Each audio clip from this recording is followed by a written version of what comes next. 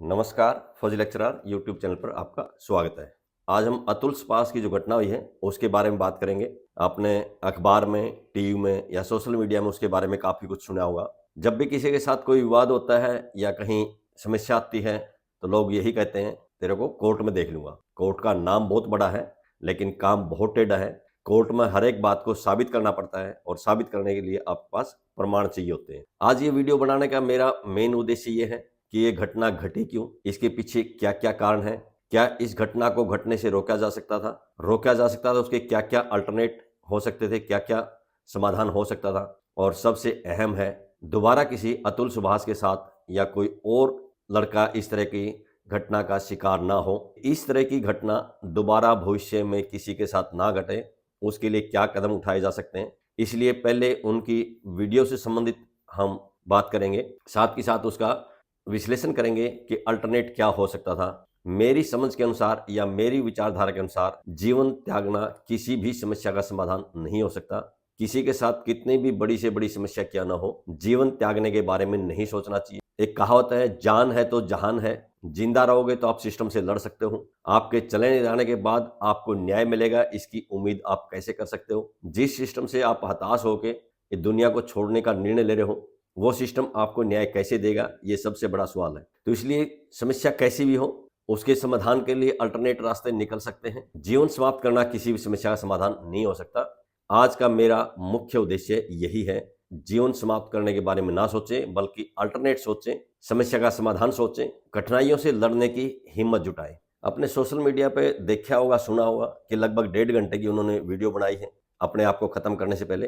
कई तरह की मैंने वीडियो देखी हैं, लेकिन जो उनकी अनकट वीडियो है वो 1 घंटा 21 मिनट 46 सेकंड की है।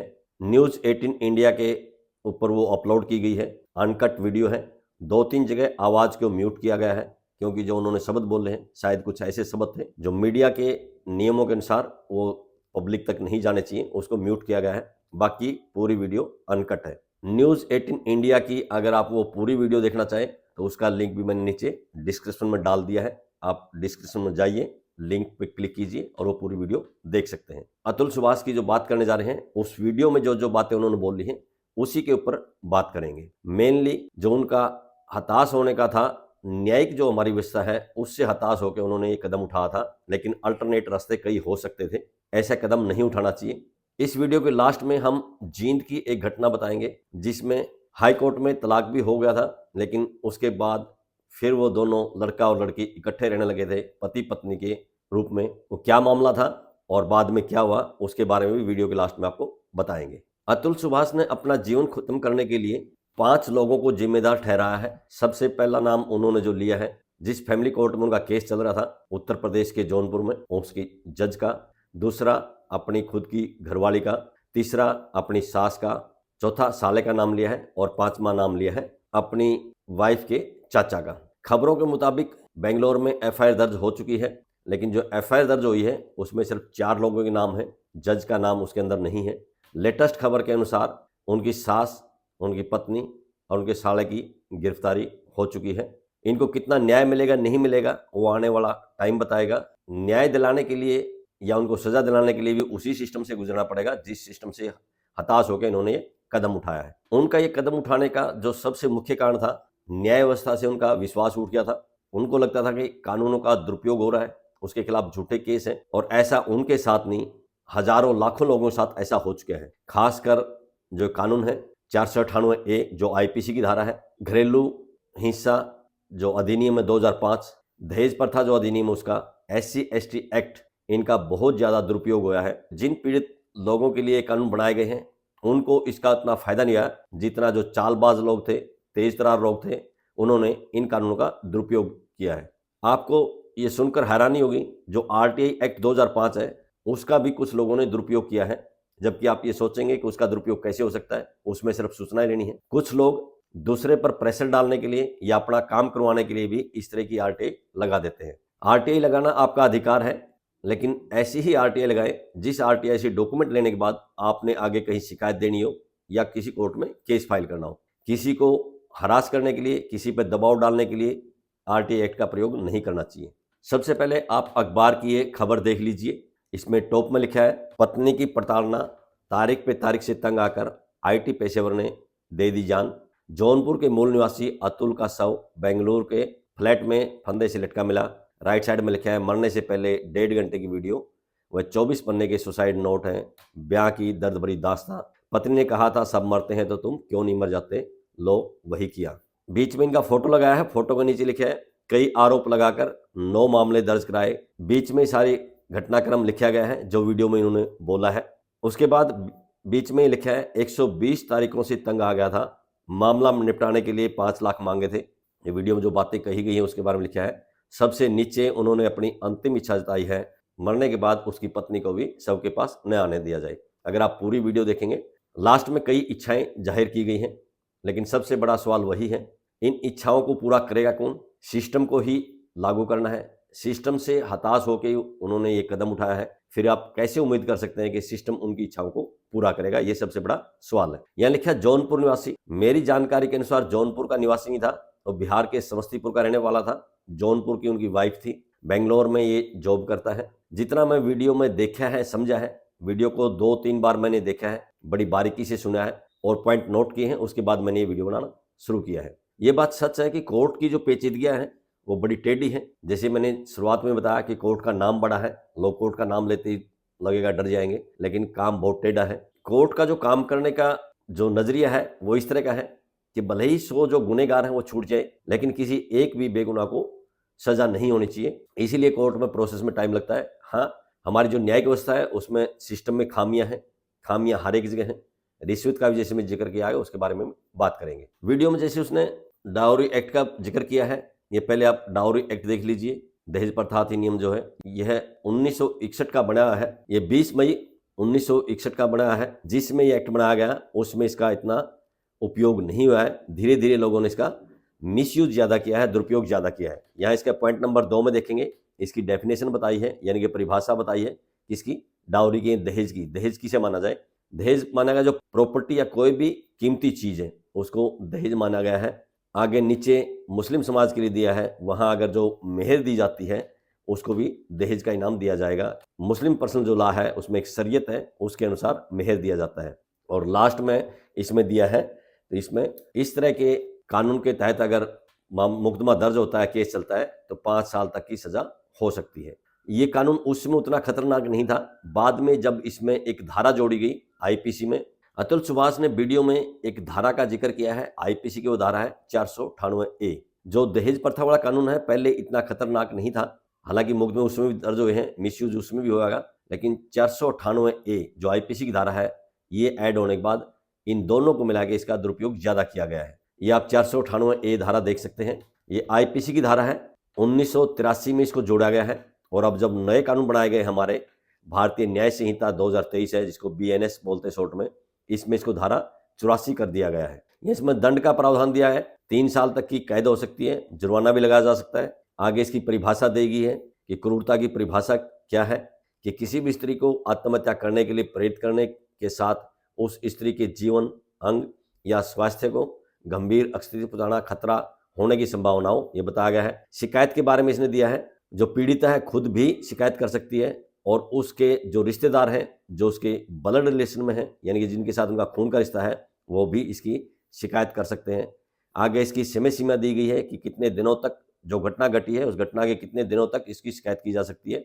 यहाँ समय सीमा 3 साल की दी गई है, यानी कि जो घटना घटी है उसके 3 साल के अंदर आप ये शिकायत दे सकते हैं। सबसे मेन इसमें है ये गैर जमानती वारंट इसमें जारी हो सकता है, यानी कि गिरफ्तारी तुरंत की जा सकती है। और इसी का फायदा उठाकर जो तेज तर्रार लोग हैं, चालबाज लोग हैं, इसका दुरुपयोग करते हैं। ये अगला देखिए, घरेलू हिंसा अधिनियम 2005 है।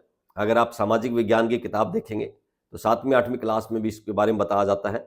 ये इतनी आसानी से नहीं बनाया गया। घरेलू हिंसा होती है, आज भी होती है, पहले भी होती थी। सामाजिक संस्थाओं ने इसके खिलाफ आवाज उठाई थी, तब एक लंबे प्रोसेस के तहत बाद में एक कानून का रूप दिया गया था। लेकिन जैसे कि आपको मालूम है, हर एक कानून का उपयोग कम होता है, दुरुपयोग लोग ज्यादा कर लेते हैं। ये आप घरेलू हिंसा अधिनियम 2005 देख सकते हैं।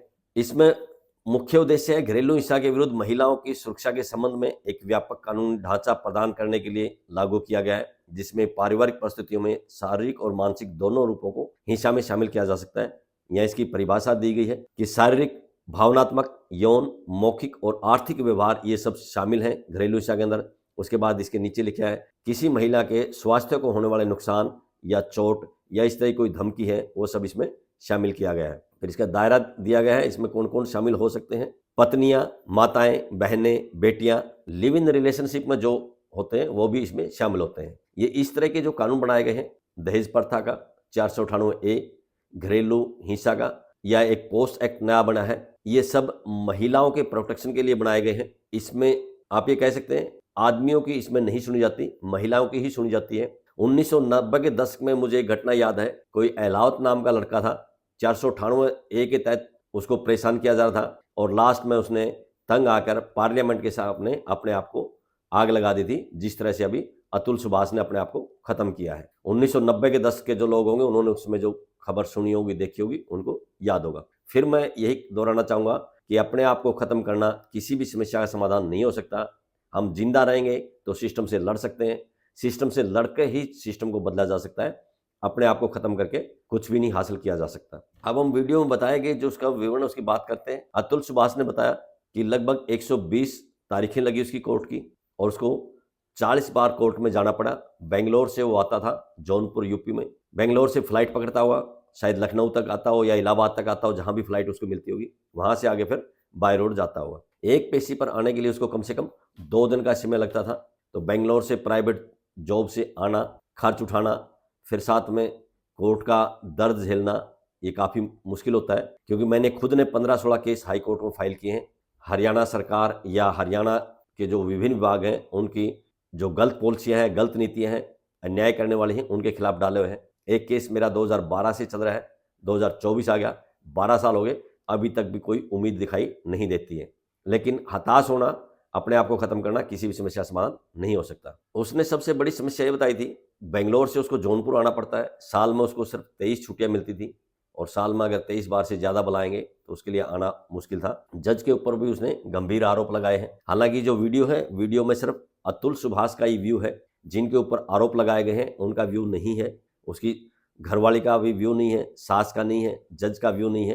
किसी भी निर्णय पर पहुंचने से पहले किसी विवाद में जितने भी पक्ष होते हैं, सभी पक्ष की बात ध्यान से सुनने के बाद ही ये समझा जा सकता है कि कौन कितना गलत था, कौन कितना सही था। लेकिन क्योंकि हमारे पास सिर्फ अतुल सुभाष की वीडियो है, उसके ऊपर हम विश्लेषण कर रहे हैं। न्यायिक व्यवस्था से हरास होने का जो उसका मुख्य कारण था, जब वो डेट पे आता था तो कभी जज अब्सेंट होती थी, यानी कि छुट्टी पे होती थी, कभी वकीलों की हड़ताल हो जाती थी, कभी उस इलाके में यानी कि जौनपुर जिले में अगर कोई जज या वकील उनकी मृत्यु हो जाती थी, उसके लिए वर्क सस्पेंड कर दिया जाता था, यानी कि सुनवाई नहीं होती थी और उनका बेंगलोर से आना जाना बेकार चला जाता था, किराया भी लगता था, 2 दिन की छुट्टी बर्बाद हो जाती थी। और कभी कभी जो विरोधी पक्ष है वो पहले से ही डेट ले जाता था, जिस कारण से उसका बेंगलोर से आना जाना बेकार हो जाता था। ये मुख्य कारण इसने वीडियो में बताए हैं और ये सच भी है, ऐसा होता भी है। उनकी पत्नी की तरफ से जो उनके ऊपर केस डाले गए हैं, उन्होंने मेनली 9 केसों का वर्णन किया है, जिसमें 6 केस लोअर कोर्ट यानी कि ट्रायल कोर्ट जौनपुर में डाले गए हैं, 3 केस हाई कोर्ट में डाले गए हैं और एक 10वां केस है जो अतुल सुभाष ने खुद हाई कोर्ट में डाला था, वो ज्यूरिडिक्शन को लेकर, जो उसने वीडियो में बताया है। इन केसों में जो धारा लगाई गई है उन धारा का भी उन्होंने वर्णन किया है। जैसे 498A मेन थी, 302 का भी उनके ऊपर मुकदमा लगाया गया था, उसके ससुर की जो मृत्यु हुई थी, मृत्यु बीमारी कारण हुई थी, लेकिन इनको दोषी ठहरा के उसको मुकदमा लगा दिया गया था।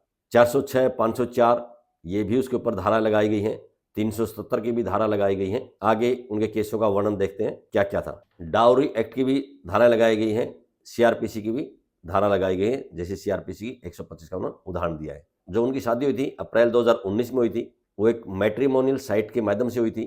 शादी के लगभग 2 साल तक सारा मामला ठीक चला। 2 साल के बाद विवाद शुरू हुआ, वो वीडियो में आप देखना चाहे तो पूरा देख सकते हैं। हम मेन मुद्दों पर बात कर रहे हैं।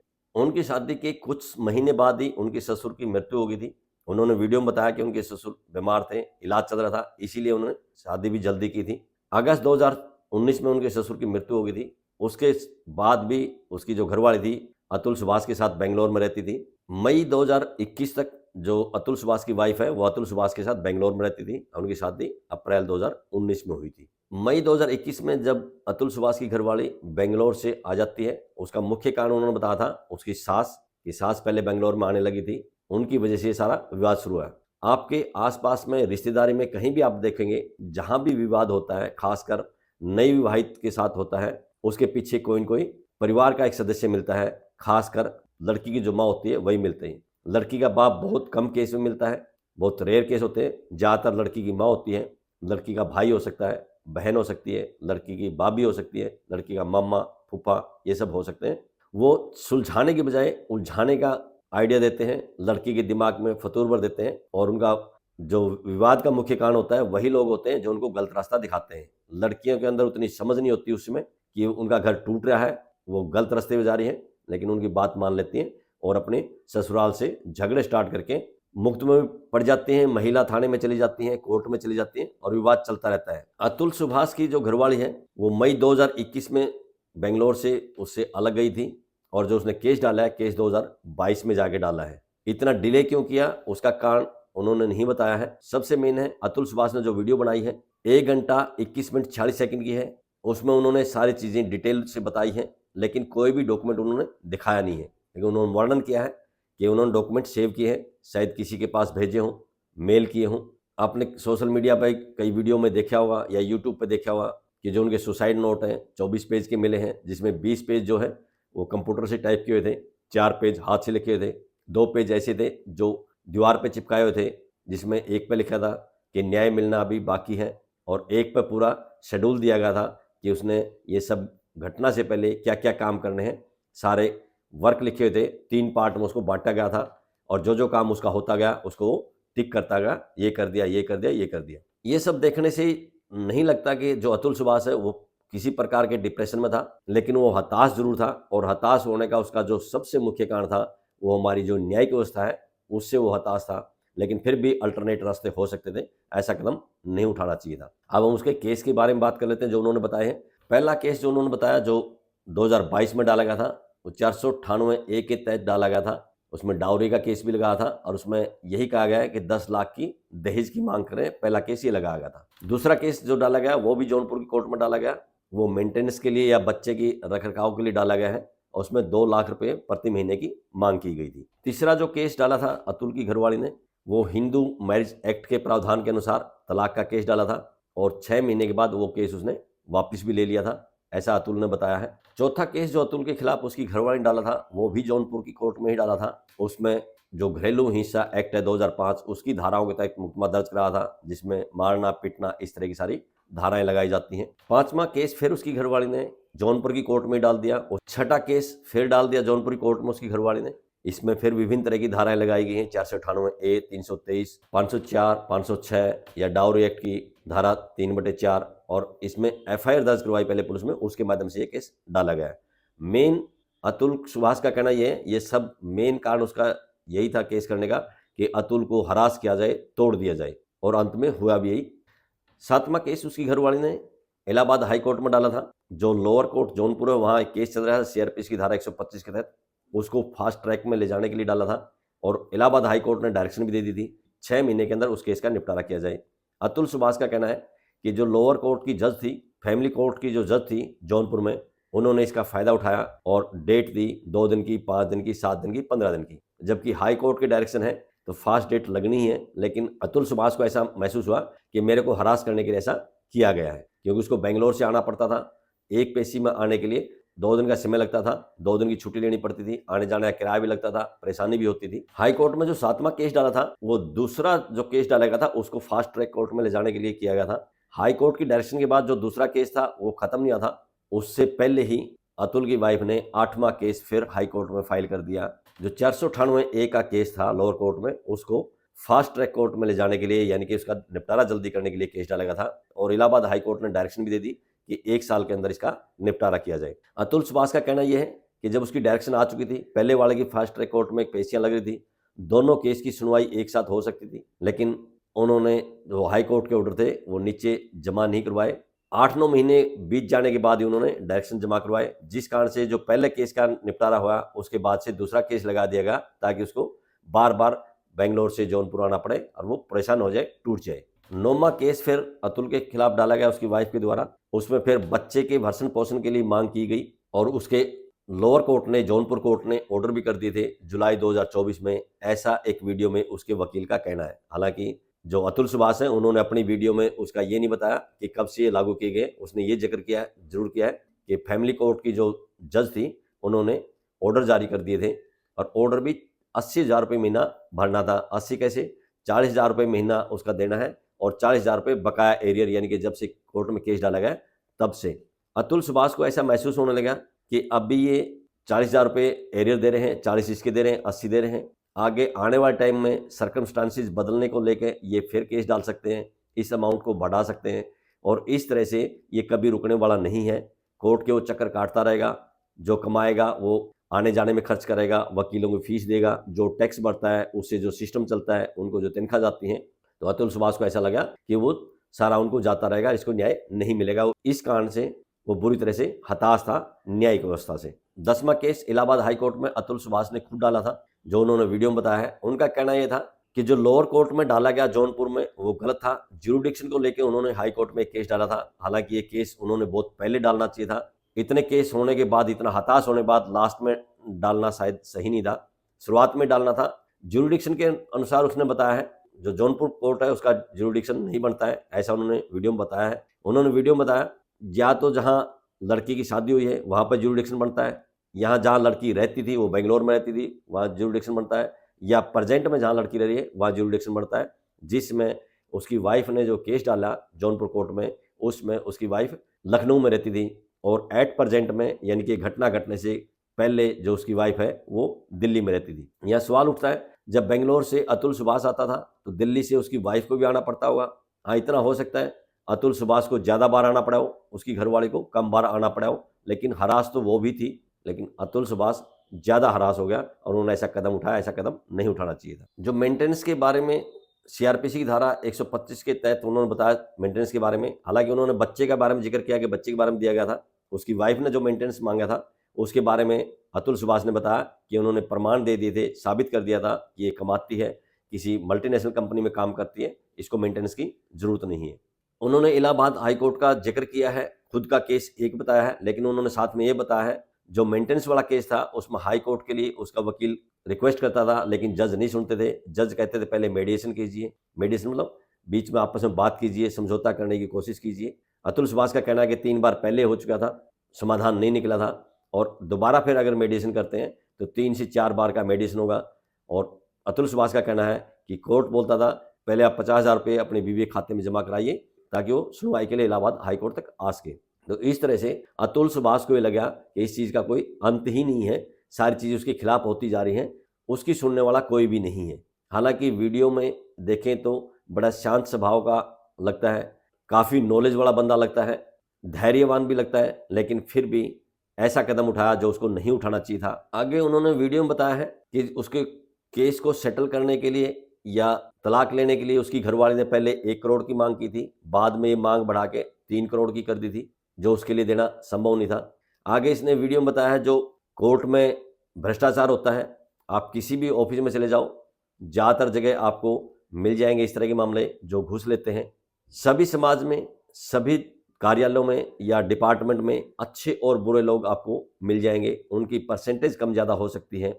इनका कहना था कि वहाँ जौनपुर के कोर्ट में एक पेशेवर था जिसका नाम था माधव, वो हर किसी से कम 50 रुपये लेता था घूस के रूप में, रिश्वत के लिए, चाहे कोई बूढ़ा हो, औरत हो, कितना ही तकलीफ में हो, वो 50 रुपये कम से कम लेता था। अतुल सुभाष का कहना है कि जो अतुल सुभाष जैसे लोग थे जिनकी आमदनी थोड़ी ज़्यादा थी, जो बेंगलोर जैसे शहर में IT कंपनी में काम करते थे, उनसे वो ज़्यादा डिमांड करता था, 500 रुपये या 1000 रुपये की डिमांड करता था। जैसा कि अतुल सुभाष ने बताया कि डेट ले जाते थे, उसका कहना था अगर आपको डेट चाहिए, जैसे उसको बेंगलोर से आना पड़ता था सैटरडे को, अगर आपको डेट चाहिए क्योंकि अगले दिन संडे हो जाता है तो 2 दिन की बजाय आपका 1 दिन में काम चल सकता है, ऐसी डेट लेने के लिए जो उनका पेशकार था माधव, उसको कम से कम 500 रुपये या 1000 रुपये देने होते थे। हालांकि ये बहुत गलत था, लेकिन अपने जीवन को ख़त्म करने से तो ये भी अच्छा था कि 1000-500 रुपये उसको दे के डेट ऐसी ले सकता था जिससे सैटरडे को जा सके, उसकी छुट्टियां बच सकती थी, या कभी उसको नहीं जाने की हो तो वो आगे की डेट ले सकता था। हालांकि घूस देना, इस तरह की डेट लेना गलत है, लेकिन अपने जीवन खत्म करने से ज़्यादा सही है। हालात के अनुसार चलोगे तो जिंदा रह सकते हो, हालात के अनुसार नहीं चलोगे फिर अतुल सुभाष जैसे कदम उठाने पर आपको मजबूर होना पड़ सकता है। मेरी विचारधारा के अनुसार अपने आप को ख़त्म नहीं करना चाहिए, हालात से लड़ना चाहिए, आगे बढ़ना चाहिए। ज़्यादा से ज़्यादा क्या होगा, आपकी जेल ही होगी। जेल में भी इंसान ही होते हैं। अगर आप नेल्सन मंडेला को देखो, 28 साल तक जेल में रहे थे। रही बात कोर्ट के सिस्टम की, आप राहुल गांधी का केस देख लीजिए। राजनीतिक सभा के अंदर उन्होंने सामान्य भाषण दिया था, जिस बंदे ने केस किया उसका कोई जिक्र नहीं था। जैसे आरोप प्रत्यारोप राजनीतिक दल के नेता लगाते हैं, उसी तरह का ये भाषण था। फिर भी उसके खिलाफ गुजरात कोर्ट में केस चलाया गया। शिकायतकर्ता ने, केस डालने वाले ने खुद ही उसको केस पे रोक लगवा दी। बाद में खुद ही केस को खुद ही फास्ट करवा दिया। और आपने देखा होगा कितना जल्दी जल्दी लोअर कोर्ट से भी, फिर आगे हाई कोर्ट से भी, सब जगह उसकी याचिका खारिज होगी। उसकी सदस्यता भी रद्द कर दी थी, घर से भी बेघर कर दिया था, सरकारी जो मकान था वो खाली करवा लिया था। तो न्यायिक व्यवस्था आए दिन आप देखते रहते हो किस तरह से हमारी न्यायिक व्यवस्था काम करती है। इसीलिए लोगों का न्यायिक व्यवस्था से विश्वास उठता जा रहा है। दूसरा केस आप अरविंद केजरीवाल का देख सकते हो। लोअर कोर्ट ने जब अरविंद केजरीवाल को जमानत दी थी, जमानत देने वाले ऑर्डर की कॉपी तक नहीं मिली थी, उससे पहले ही जो दूसरा पक्ष था, यानी कि जो सरकारी विभाग के पक्ष थे, वो हाई कोर्ट में पहुंच जाते हैं और हाई कोर्ट निचले वाले कोर्ट के ऑर्डर को देखे बगैर, पढ़े बगैर ही उसकी बेल पे रोक लगा देते हैं। ये एक किस्म से हताश करने वाली बातें हैं और आम जनता के दिमाग में ये संदेश जाता है कि हमारे देश में न्याय मिलना मुश्किल ही नहीं, असंभव सा है। आगे उन्होंने एक घटना का जिक्र किया है 21 मार्च 2024 का। उनका कहना है जब वो जौनपुर कोर्ट में पेश हुए, दोपहर बाद उनकी दोबारा क्रॉस चेकिंग होनी थी। जब उनको अंदर बुलाया गया, उनकी वाइफ पहले से ही अंदर थी, तो बातें करने लगे। जज ने कहा भाई सेटल कर लीजिए। अतुल सुभाष ने जज को कहा कि पहले 1 करोड़ की डिमांड थी, अभी 3 करोड़ की डिमांड है, सारे झूठे केस हैं। तो अतुल सुभाष का कहना है, तो इसमें जज हंसने लगी, कहने लगी तो क्या है, सबको पता होता है सब झूठे केस हैं, तेरी वाइफ है, तेरे ऊपर केस कर दिया तो क्या होगा। ये बात सच है। जब कोई मुकदमा दर्ज होता है पुलिस में या कोर्ट में केस जाता है, पुलिस वालों को भी पता होता है, जज को भी पता होता है कि केस में कितना दम है, झूठा है या सच्चा है। लेकिन एक बार मामला जब चला जाता है तो वो सिस्टम में पिस के रह जाता है, और अतुल सुभाष भी उसी सिस्टम में पिस रहा था। आगे अतुल सुभाष ने बताया कि उसकी वाइफ को फिर बाहर निकाल दिया और जज ने उससे बात की। उसने कहा तुम इसी तरह कोर्ट के चक्कर लगाते रहोगे, क्योंकि कोर्ट के सिस्टम ही ऐसे है, बार बार पेशी पे आना पड़ेगा, तुम परेशान होगे, उससे अच्छा है तुम मामले को सेटल क्यों नहीं कर लेते। अतुल सुभाष के अनुसार जज ने अतुल सुभाष से 5 लाख रुपए मांगे थे सेटल करवाने के लिए। उसका कहना है कि जज ने कहा कि मैं मामला सेटल करवा दूंगी। यहाँ हम आपको एक अखबार की खबर दिखाना चाहते हैं। ये खबर देखिए, हरियाणा की खबर है, आज की ही खबर है। खबर में टॉप में देखिए, हरियाणा महिला आयोग की उपाध्यक्ष सोनिया अग्रवाल गिरफ्तार, ड्राइवर रिश्वत लेते पकड़ा गया। शिक्षक के पुलिसकर्मी पत्नी से झगड़े को निपटाने के लिए 1 लाख लेने के आरोप। एंटी करप्शन ब्यूरो की टीम ने ये छापा मारा है, उसके तहत कार्रवाई की गई है। इस खबर के अनुसार ये है, एक जेबीटी टीचर थे, उनकी जो वाइफ थी वो हरियाणा पुलिस में थी, और पति पत्नी का जो विवाद था उसको लेकर जो उसकी वाइफ थी वो महिला आयोग तक चल गई थी। जो जेबीटी टीचर है उसके पक्ष में फैसला देने के लिए ये 1 लाख की मांग की थी, और 1 लाख रुपए किसके माध्यम से मांगे थे, ड्राइवर के माध्यम से। इसलिए जो जेबीटी टीचर था उन्होंने एंटी करप्शन ब्यूरो से संपर्क किया और एंटी करप्शन ब्यूरो ने उनकी शिकायत पे ये छापेमारी की है।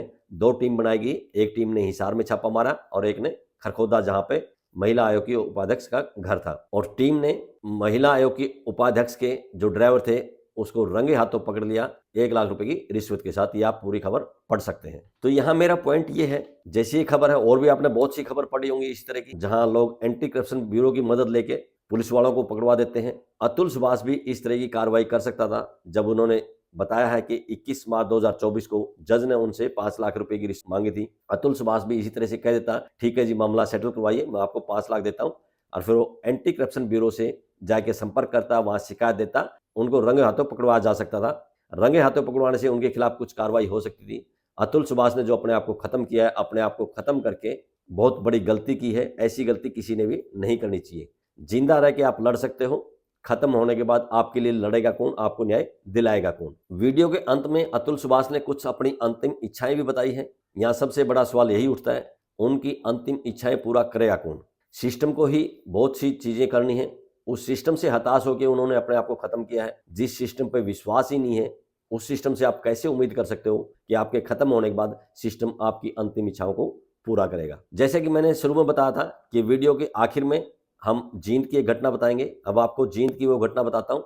घटना क्या थी, ये 2010 के आसपास की घटना है। मेरा एक दोस्त है एडवोकेट रामेर शौकंद, वो भी एयरफोर्स से रिटायर है, मैं भी एयरफोर्स से रिटायर हूँ। उस समय मैं सब इंस्पेक्टर था कोऑपरेटिव सोसाइटीज में। आते जाते समय कभी कभार उसके चैम्बर में चला जाता था। एक दिन मैं जब एडवोकेट रामेर शौकंद के पास मिलने के लिए उसके चैम्बर में गया तो वहाँ 3 बंदे बैठे हुए थे। एक नौजवान लड़का था, हट्टा कट्टा, बड़ा लंबा सुंदर सा। एक लड़की बैठी हुई थी पीछे और उस लड़के के बराबर में एक आदमी बैठा था।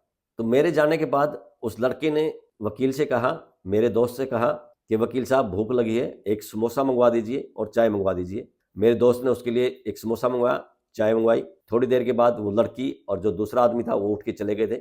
उस लड़के ने वो समोसा खाया, चाय पी और उसके बाद वो भी चला गया।